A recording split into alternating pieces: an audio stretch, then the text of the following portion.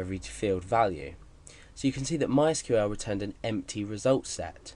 So now let's go ahead and search for Billy, for example. So Billy on the left hand side, and then a wildcard for the rest of the content. Oh, sorry, I didn't mean to do that. Click on Go, and you can see it returns Billy Garrett. So you can see how we can chop and change this wildcard around in order to produce specific results from specific places, and basically using the wildcard. So now let's take this example of this. Now let's search for G, and our wildcard is on either side. So G can be contained anywhere in our field name. So let's click Go. You can see it's returned Alex Garrett, Dale Garrett and Billy Garrett, but it hasn't returned Alex Malcolm, because Alex Malcolm doesn't contain a G anywhere in it.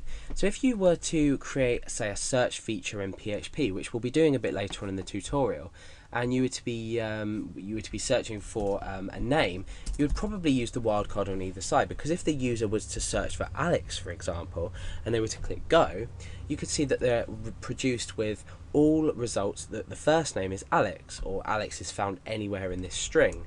Now if they were to search for, say, Alex Garrett on its own, then they'll automatically be returned with the value that equals Alex Garrett, because the wildcard is on either side, leaving the middle content as the result found. So now we can also do say where not like. So where not like G, as I explained before, the only result with a wildcard on either side and G that wasn't returned was Alex Malcolm. So this essentially reverses our condition. So if we click Go, we're given the result Alex Malcolm.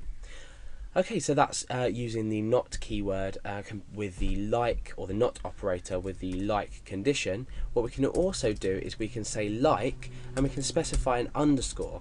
So like I said before, we could say where like equals Alex, and then we could say G underscore ARRETT. Sorry, no, there. So wherever like is this, and then we fill in somewhere with the G. So let's click Go, copy and paste this in first, the clipboard, and you can see we've returned Alex Garrett.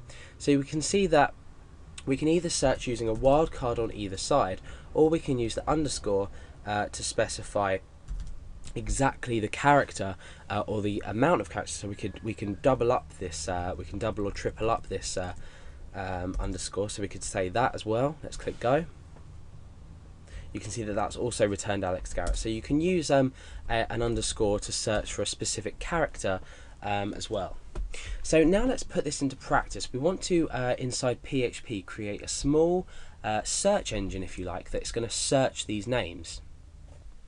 So what our user is going to do is they're going to be presented with a text area, or a text box rather, an input field where they can input a name, and then they can be returned the results based on what they've typed in.